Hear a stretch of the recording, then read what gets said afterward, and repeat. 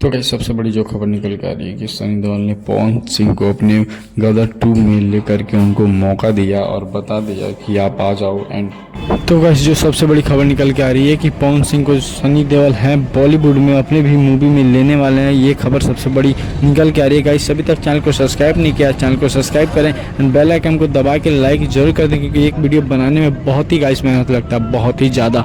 तो गाइस मैं बता दूं कि बहुत ही जल्दी बॉलीवुड में सनी देओल के साथ पवन सिंह पावर स्टार कहे जाने वाले भोजपुरी के नंबर 1 स्टार दिखने वाले हैं।